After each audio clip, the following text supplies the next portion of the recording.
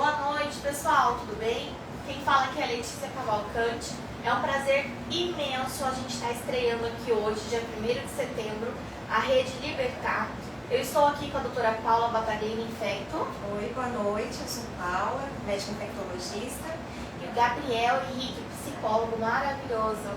Boa noite a todas, todos e todes. Sejam bem-vindos à nossa live. A gente quer propor para vocês aqui na Rede Libertar que vários profissionais de Cuiabá se interliguem para falar uma só língua, que é a língua da diversidade, da aceitação e do respeito. E nós já temos mais de 14 profissionais envolvidos com esse trabalho, entre saúde e bem-estar, cada um no seu consultório, com a sua autonomia. Entretanto, todos acolhendo, cuidando, respeitando e se posicionando a favor da diversidade.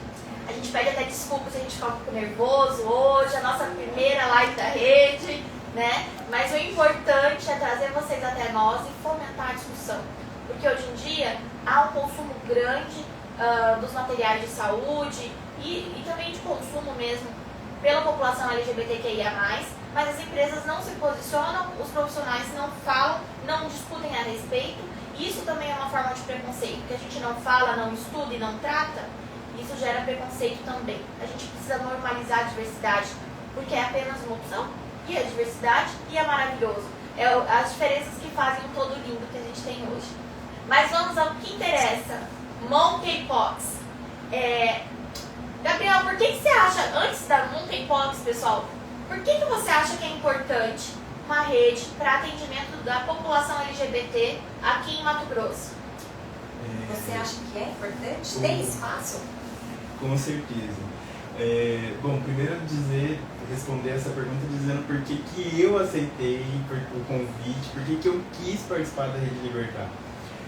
Eu sempre eu sou psicólogo há quase 10 anos, né, e nesse processo eu atuei já na pauta LGBT, na pauta das ISTs. Eu acho que é importante até demarcar, porque a gente está falando de monkeypox nessa live. E aí, nesse processo, eu sempre fui procurado por pessoas LGBTs para ser atendido, né? Por falar sobre LGBTfobia, né? Inclusive, Letícia me conheceu através de uma matéria em que eu falei sobre o orgulho LGBT. Matéria excelente, pessoal, vale a pena acessar. E aí, vamos divulgar na Libertar. Vamos divulgar na Libertar, tá aí marcado o compromisso, a Tati do Marketing tá aqui com a gente, tá? Matéria do Gabriel sobre o orgulho LGBT tá imperdível. E aí, nesse processo, eu vinha sendo procurado, né? Mas por projetos de vida, processos, né, de profissionais, eu não estava à disposição na clínica. Curiosamente, a Rede Libertar ela é criada nesse momento em que eu estava voltando para a clínica, né? E aí eu falei, bom, é a hora de poder estar num projeto que eu já tinha pensado, né? Não numa rede específica, mas num espaço de saúde voltado para o atendimento da população LGBTQIA+.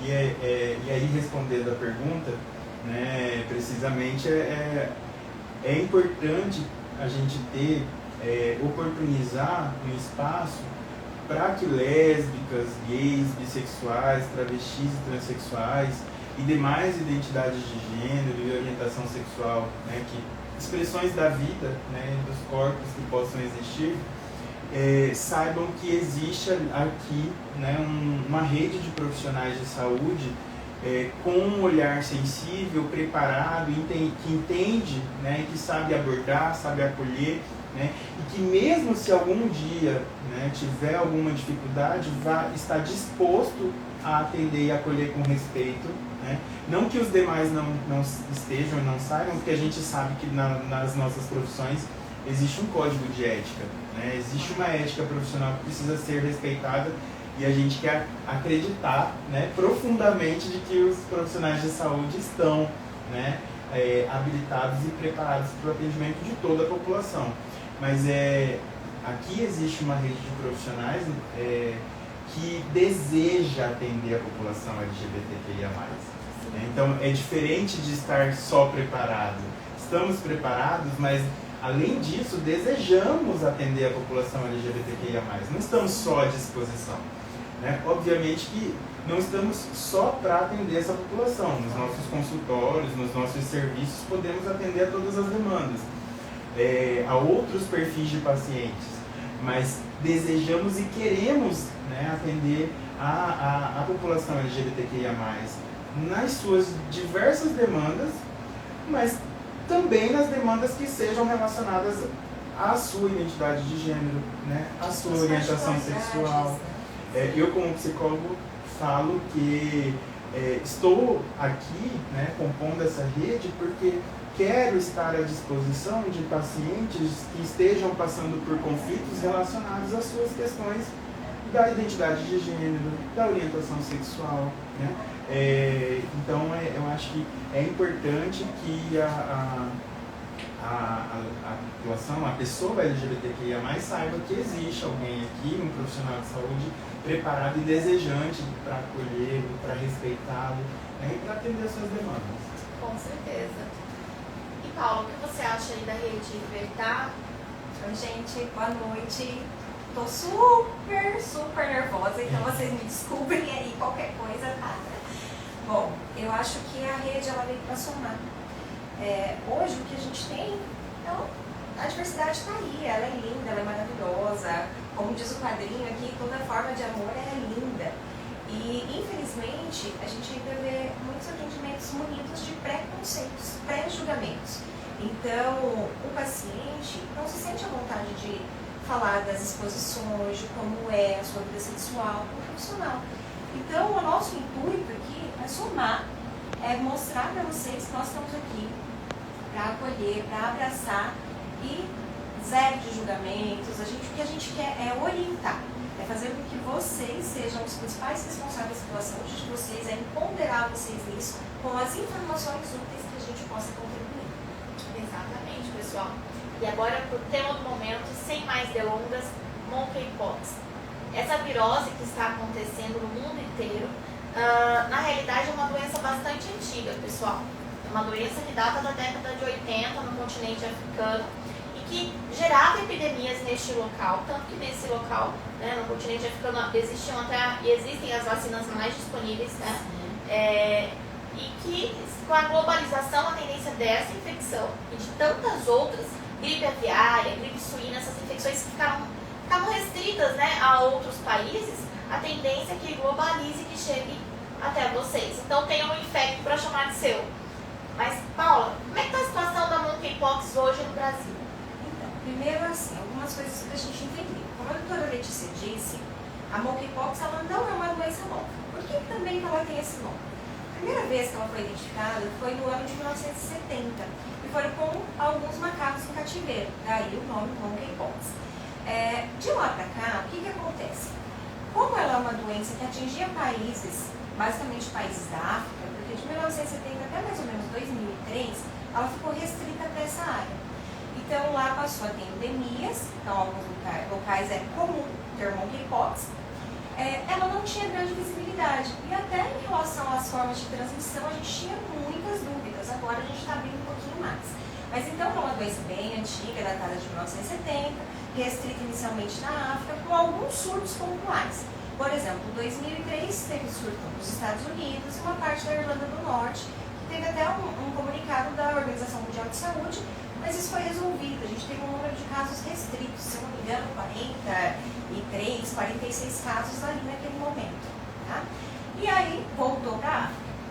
O que acontece? Esse ano, a OMS ela lançou um alerta, como um alerta de saúde pública. Por quê? A gente passou a ter casos de monkeypox onde a gente não esperava ter, em países que não eram endêmicos. Endêmico é aquilo que eu estou acostumado. E hoje, a gente já tem mais de 50 mil casos a nível mundo, abrangendo mais de 125 países. E vem uma ascensão muito importante, porque se você pegar dados de uma semana anterior, que a gente tinha 95, 96 países envolvidos, em 7 dias a gente já tem 126. Então isso mostra que vem realmente em fase crescente. E aí esses casos, a maioria dos casos, eles estão sendo divididos entre Europa e continente americano. nas Américas. Hoje as Américas, ela corresponde a mais da metade de todos esses casos, tá? Então a gente vê aí que realmente Estados Unidos, Brasil, vem em curva de ascensão. Quando a gente pega os dados da semana passada e pega os de agora, a gente vê que não estabilizou. A gente E está aumentando subindo. rápido, pessoal. A nossa maior preocupação, aumentando muito rápido. Sim. Mas a gente estava até conversando, gente, antes de começar a gravar, sobre o impacto psicológico da monkeypox e o impacto social, principalmente em cima da comunidade LGBTQIA+, por causa das especificidades que a gente vai comentar. Gabriel, o que você acha que pode acontecer com este impacto e qual é o impacto dentro da sociedade? Bom, porque que tem, né, a gente está discutindo monkeypox e pensando na questão da população LGBTQIA+. Sobretudo numa população mais específica, né, que é de gays e bissexuais e outros homens que fazem sexo com homens, considerando aí as pessoas, os homens que fazem sexo com outros homens, mas que não se identificam nem como gays nem como bissexuais. Né? Porque existe alguns dados que, como a doutora Paula pode até falar um pouco melhor, né, que apontam para uma prevalência nessa população. Né? Isso diz alguma coisa? Os números dizem, de certo modo, alguma coisa, mas talvez não diz aquilo que as pessoas, né, entendem à primeira vista ou que possa, né, de certa forma, nos dizer, né, o que de fato ele diz é que existe uma prevalência, ou seja, um número de casos que se concentra nessa população. Mas muita coisa, como a Paula disse, ainda a gente não consegue dizer, né? A gente ainda tem muitas dúvidas. Por exemplo, é uma IST? Não é uma IST? Né? É uma IST porque é transmitida sexualmente, né?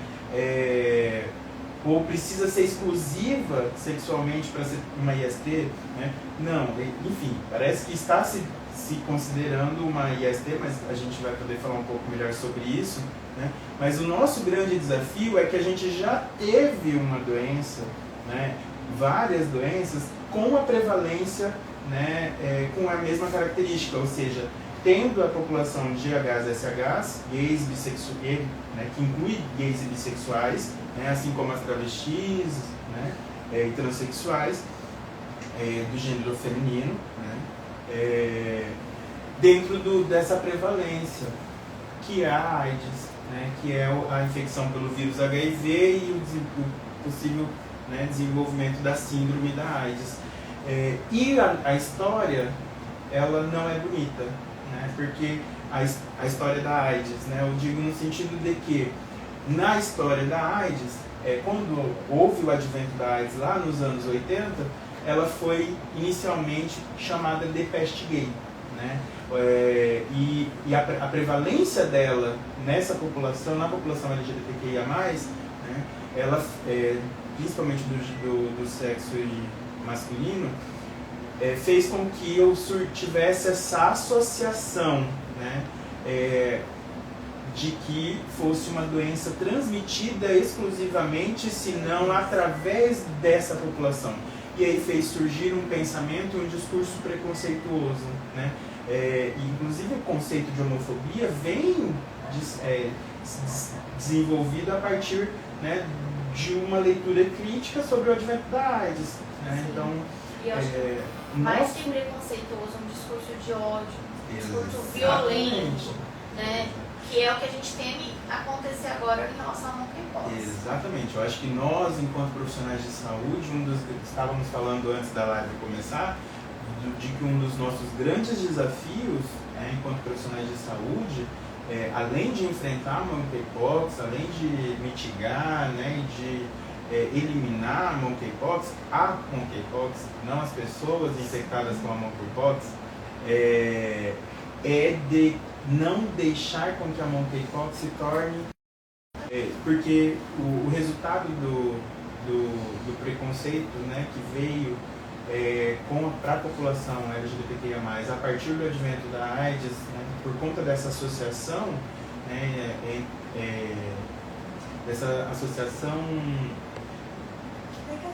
negativa, e errada, inclusive, né? Isso. Por desconhecimento. Provocou muito sofrimento. Provocou e provoca. Sofrimento, exclusão, né? Violências, né? E deslegitimação da existência dos corpos LGBTQIA+. É usado como pretexto para a expressão da LGBTQIA+-fobia. Com certeza, com certeza. Exatamente. Então a gente começa quebrando esses estereótipos e tentando reduzir esse risco da interpretação errada, entendendo e fazendo educação em saúde, que é o que a gente está fazendo agora, sobre a monkeypox. Paula, monkeypox só dá em homem gay? Então, isso é uma das coisas que o Gabriel falou, a doutora Letícia perguntou agora, muito importante para a gente. Quando a gente fala de um grupo de pessoas mais envolvidos, mais acometidos pela doença, de forma alguma, o intuito é que se gere um preconceito. O que a gente precisa é direcionar uma educação para aquele grupo. É exatamente essa a nossa finalidade. Hoje, o que a gente vê? Realmente, homens cis, né? HSH, independente da orientação, independente se ele se considera homo, hétero, bi e afins, é o maior grupo que vem sendo acometido, mas servido por mulheres cis. Tá? E aí depois a gente vai ter mulheres trans. Então a gente vê que aqui a gente está caminhando.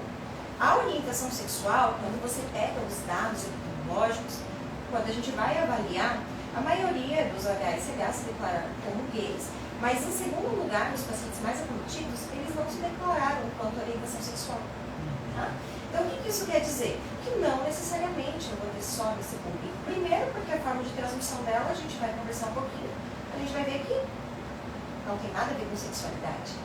Né? Tem a ver com alguns comportamentos que antes eram ditos normais, que nesse momento de monkeypox a gente vai considerar como situações de risco, que é a mesma coisa que aconteceu no Covid.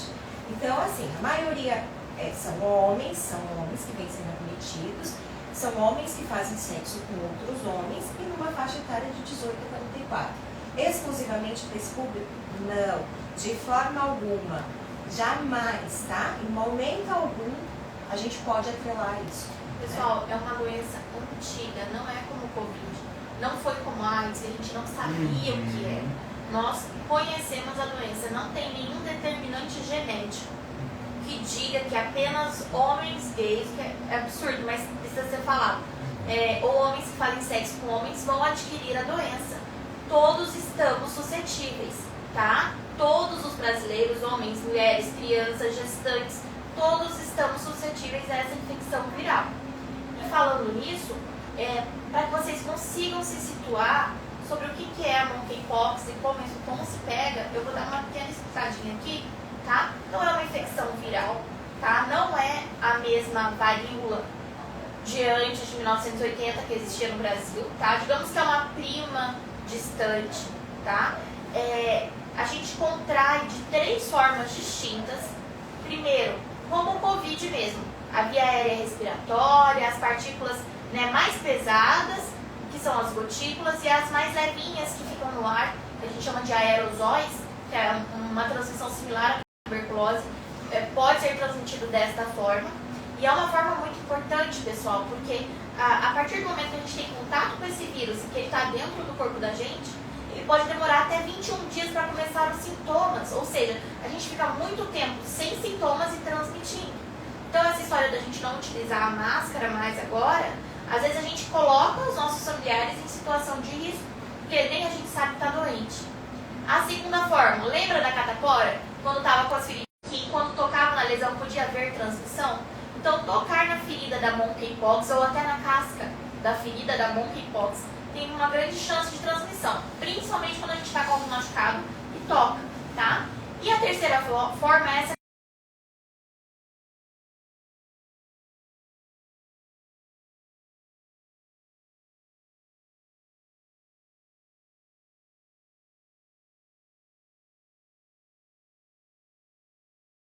Da bochecha?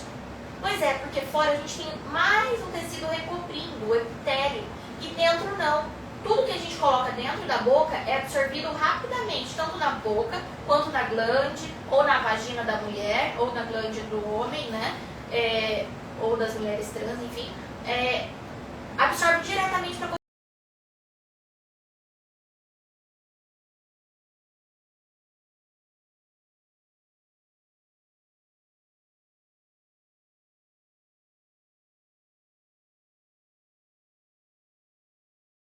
sanguínea. Por isso que quando a gente chega na emergência, tinha aquela criança assim, coloca o captopril debaixo da língua, coloca o remédio de pressão debaixo da língua, que vai cair pressão mais rápido. Por que isso?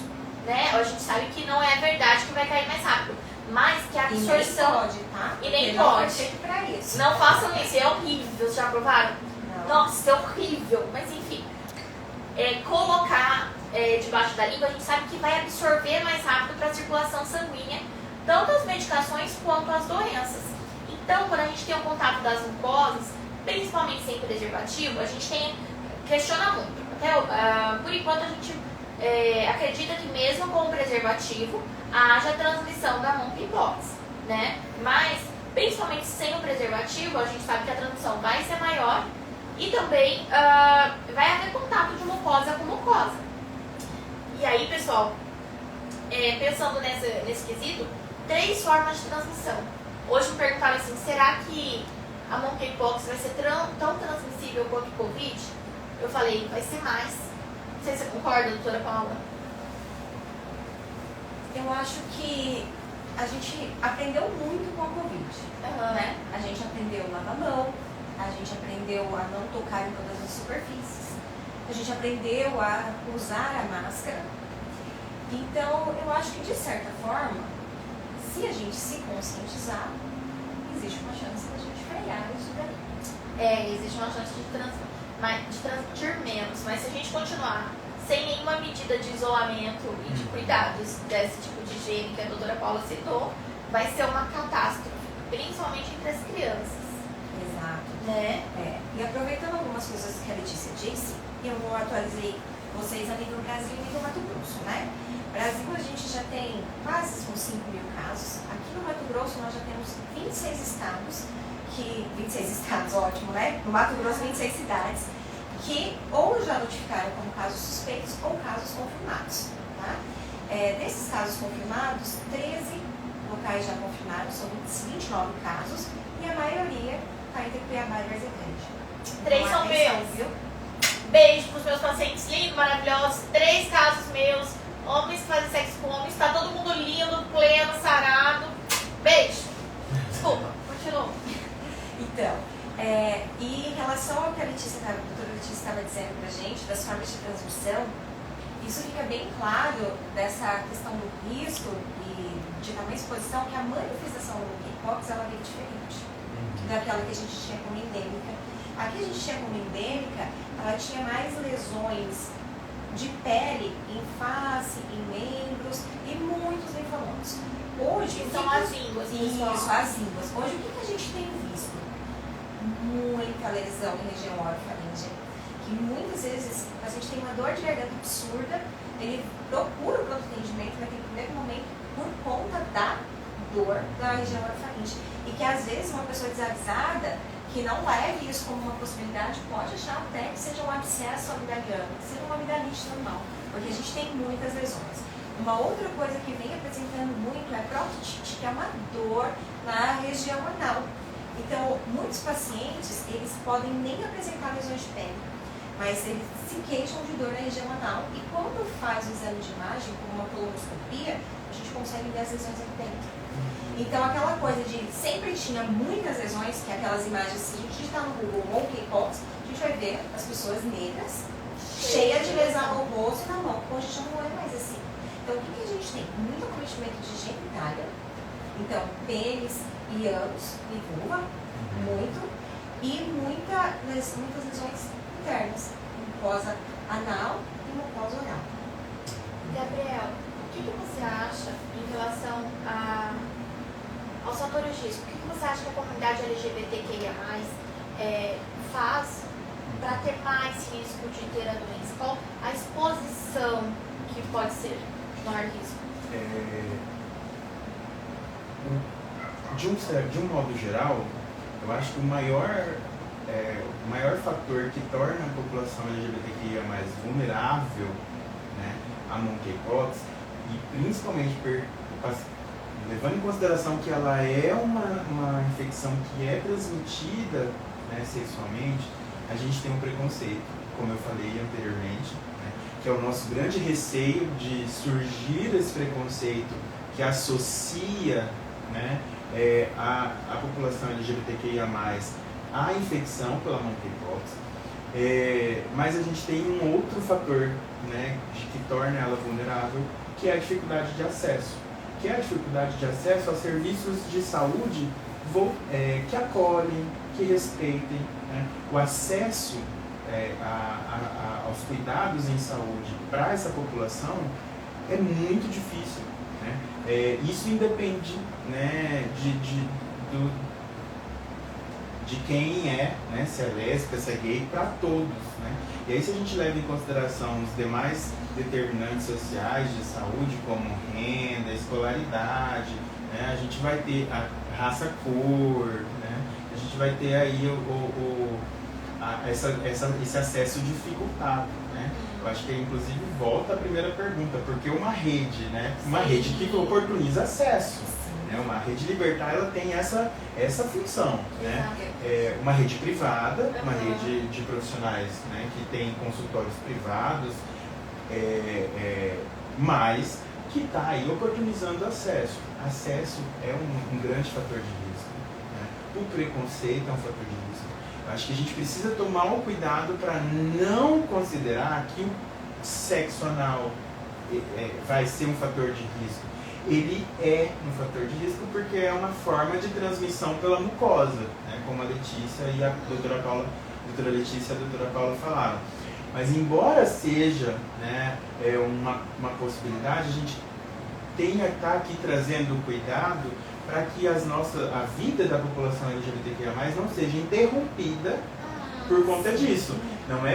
A gente não está aqui para falar, né, querendo falar que não é para praticar sexo, não é para namorar, não é para se culpabilizar. Sim. Muito pelo contrário, a gente está querendo romper com esse estigma que culpabiliza, que dificulta, né, a liberdade dos corpos, porque foi isso que o preconceito contra o HIV e a AIDS fizeram com a população. Né? Eu acho que um dos pontos principais do acesso é a falta do acesso à educação e saúde. Exatamente. Esse é um dos principais.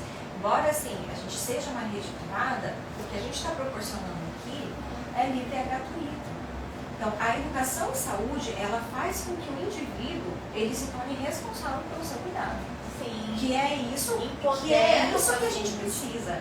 Hoje, aquela visão hospitalocêntrica da saúde centrada no médico, no cuidador, não existe. Hoje a saúde ela tem que ser centrada no indivíduo.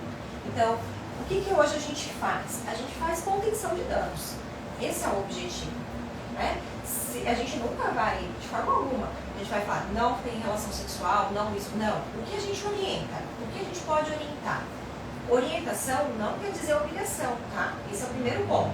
A gente orienta, nesse momento, uma redução de atividade sexual com parceiros desconhecidos. Né? Então, as festas, comumente, esse público acaba promovendo mais festas de cunho sexual. Ou pelo menos eles são mais honestos e divulgam isso, né? Eles falam mais abertamente, né? Mas tá bom, detalhes à parte, mas assim, a gente sabe que o sexo é algo natural, faz parte do dia a dia. Então, como forma de minimizar o risco, o que a gente vai orientar? Atividade sexual com um parceiro fixo, com uma pessoa que você já conhece. A gente vai manter o uso do preservativo, lógico, a gente vai sempre orientar. Eu não sei, agora assim, fugindo um pouco até da monkeypox, mas falando de todo, existe mandalas de prevenção quando a gente vai falar de ST, quando a gente vai falar de HIV, não é que o HIV vai estar ali dentro, porque não é uma coisa só. Né? Então eu preciso fornecer isso para o meu paciente, eu preciso fornecer isso para o público ali. Então assim, vamos minimizar. Sexo com alguém que eu conheço, não dá para sair da balada e beijar todo mundo mais, então vai ter que, né, dar uma maneirada em relação a isso. Agora, em relação a ser uma IST ou não ser uma IST, isso é um ponto assim bem complicado para a gente poder bater o martelo, porque a OMS não bateu o martelo em relação a isso, mas depende muito do que a gente considera como sexo. Como sexo. Porque se eu estou dizendo que a infecção ela é sexualmente transmissível, se eu considerar sexo só como penetração e usar o preservativo, eu estaria minimizando. Mas eu sei que o contato prévio, sexo não é só isso. Eu sei que existe sexo oral e em situações, mas o contato muito próximo com locais que podem ter lesão, isso pode me infectar, independente de penetração. Então, por que só o uso do preservativo no caso da monkeypox não é o suficiente? Porque eu tenho muitas lesões na área genital. Então, aquilo ali vai ter fluido, vai ter vírus. E aí eu posso ficar além do preservativo. O preservativo só cobre uma parte específica. Sim. Né? E fica além do preservativo. E em relação à mandala que a doutora Paula está falando, então, para a gente prevenir, então, reduzir o número de parceiros sexuais ou parceiras sexuais. Se tiver o hábito de ter relacionamentos, né, parceiros, um grupo de parceiros, manter um grupo de parceiros conhecidos, todo mundo muito consciente, olha, tô sentindo, porque a monkeypox, pessoal, não começa cheia de feridinha.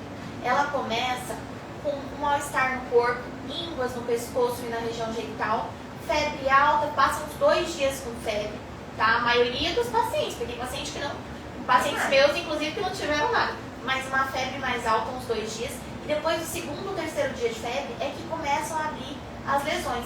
E as lesões, elas começam, sabe aquela picadinha de mosquito? A gente chama de pápula? Começa com uma coisinha vermelhinha, parece uma picada de mosquito. A febre passou, começam umas picadinhas de mosquito na região genital, não deve ser nada. E aí começam aftas dentro da boca, lesões dentro da boca que podem pegar a amígdala. E aí, gente, pode começar as lesões também na palma da mão, manchas vermelhas na palma da mão e nas plantas dos pés. Aí o pessoal fala, deve ser sífilis.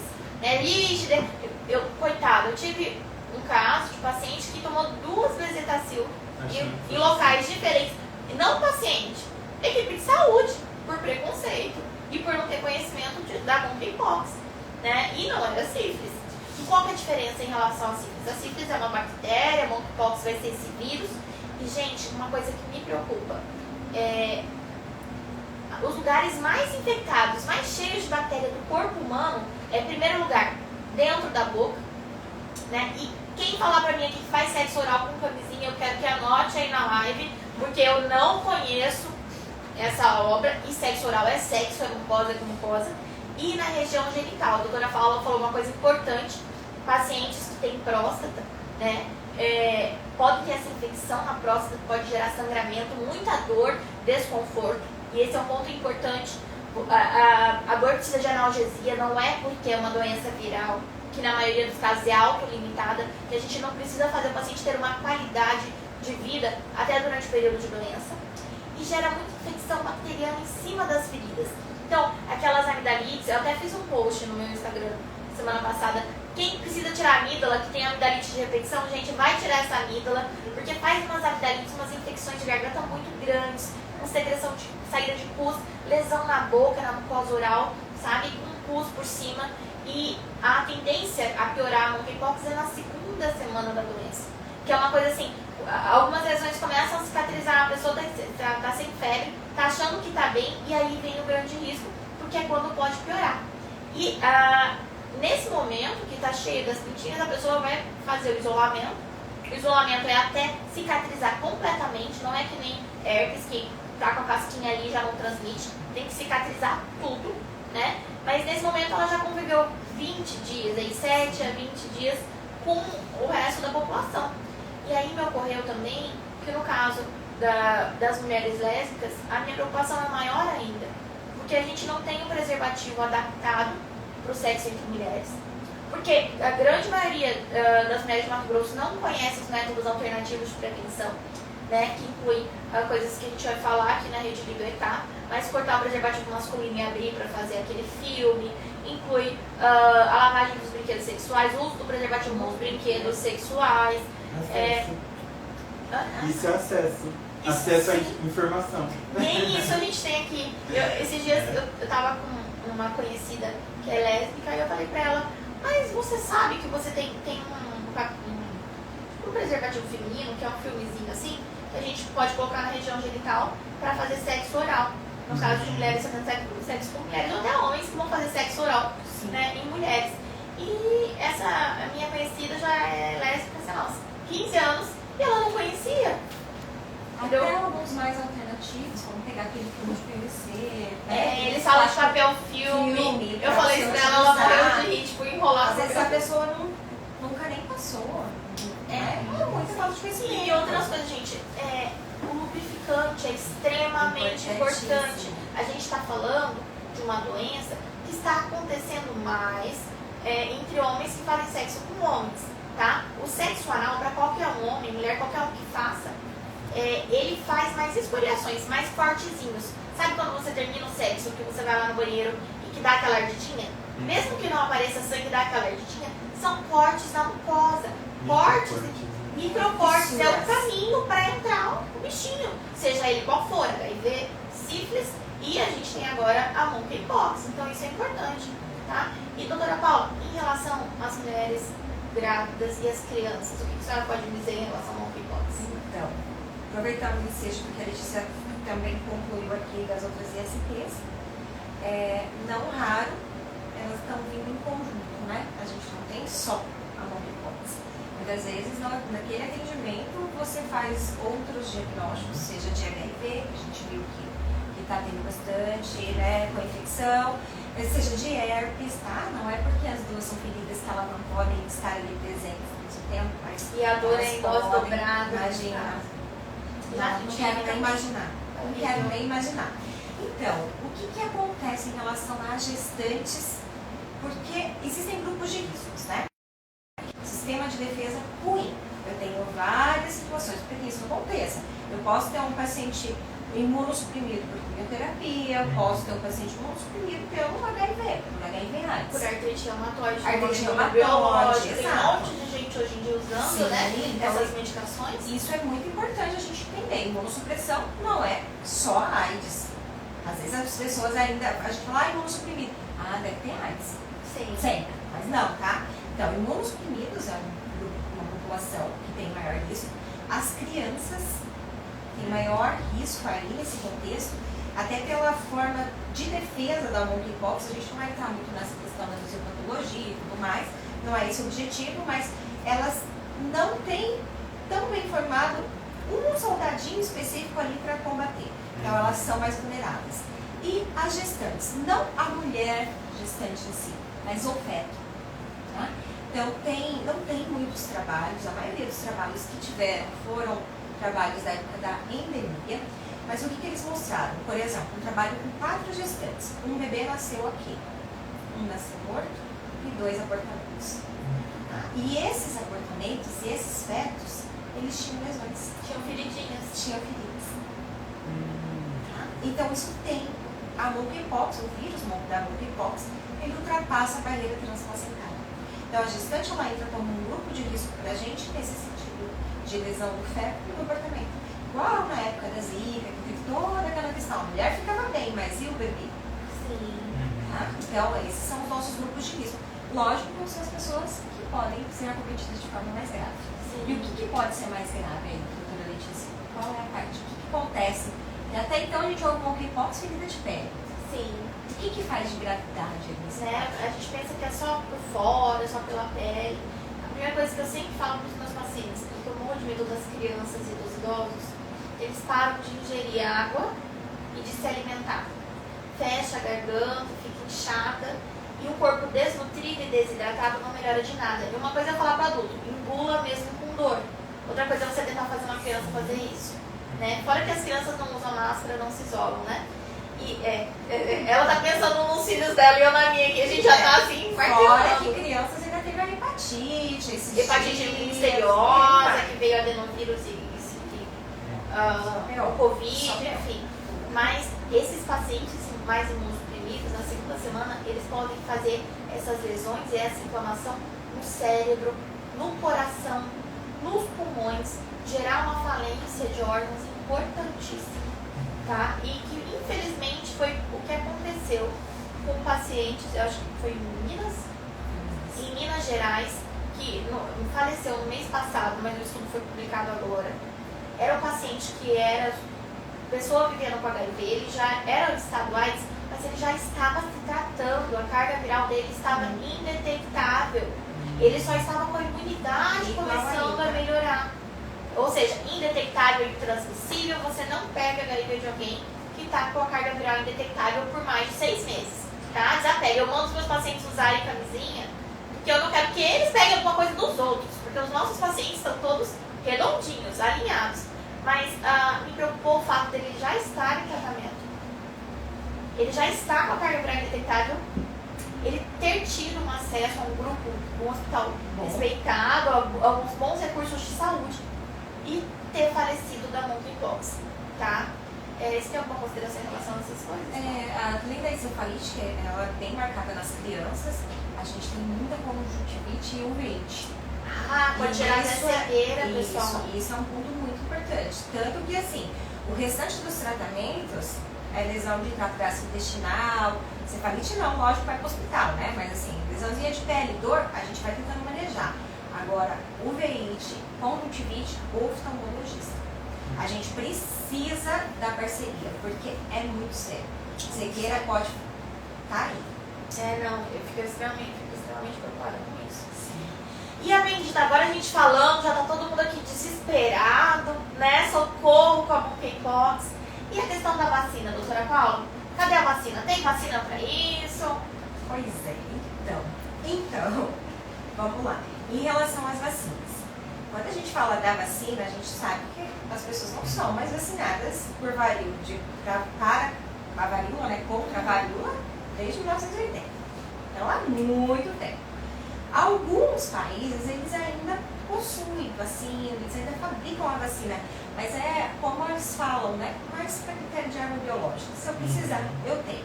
Então, não é uma vacina até o momento fabricada por um laboratório grande, era por laboratórios pequenos, então, logicamente, com quantidades pequenas, estoque pequenos. Mas que o Brasil recebeu 50 mil doses para profissionais de saúde. Então, aí vem essa questão. A Anvisa liberou a entrada na vacina e liberou a entrada do antiviral, mas ainda limitada a ela. Então, por exemplo, o antiviral, que seria um remédio para me tratar casos graves, né, ou estejam em má evolução, eu preciso do ok dela para me encaminhar. Ok, da Anvisa. Imagina até não chegar. ainda não temos, nem a nível de estado, ainda está lá a nível nacional. Né? A gente, nesse momento, trata só os sintomas. E as vacinas têm um ok para vir. Para quem vai ser dispensada essa vacina, a gente ainda não sabe claramente. Por quê? Você falou dos profissionais de saúde. Realmente, os profissionais de saúde, quando a gente pega em números, a gente tem um número expressivo. Mas a maioria desse número expressivo não se concluiu durante o ambiente de trabalho. Tá? Foi por outras formas, as formas convencionais de exposição.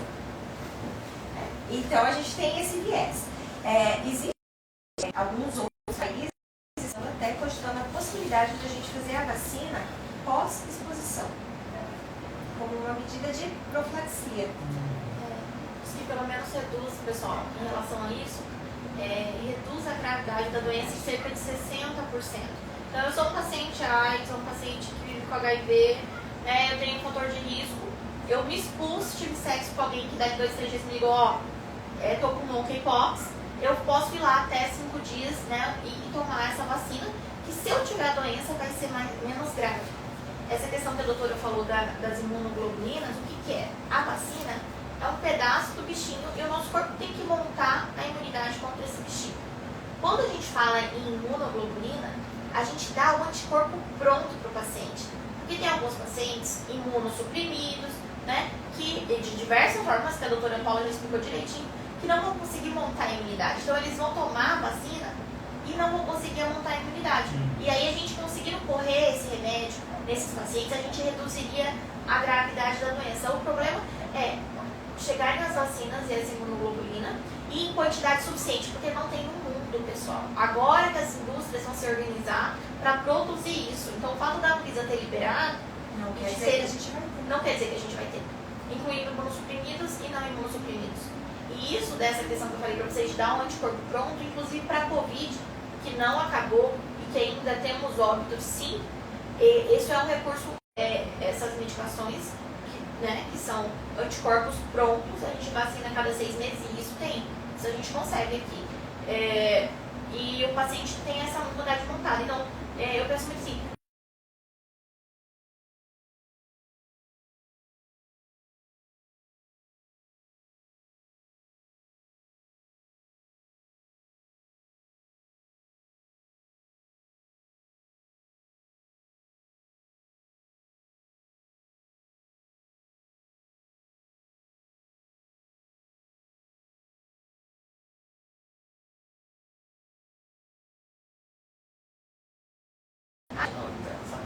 Pode voltar. Voltamos? Voltou. Então aqui, gente. Só pra dar tchau.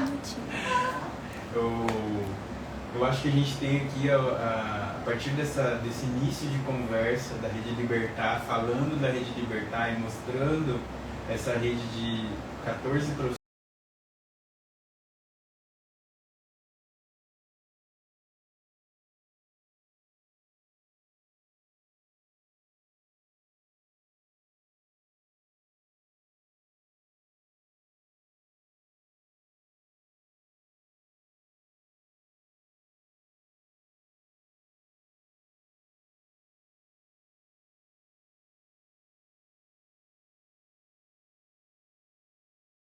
de saúde, por enquanto, né? Eu acho que a gente vai ter mais profissionais de saúde desejantes, querendo estar aqui compondo conosco essa rede tão potente para cuidar, né, da saúde da população LGBTQIA+,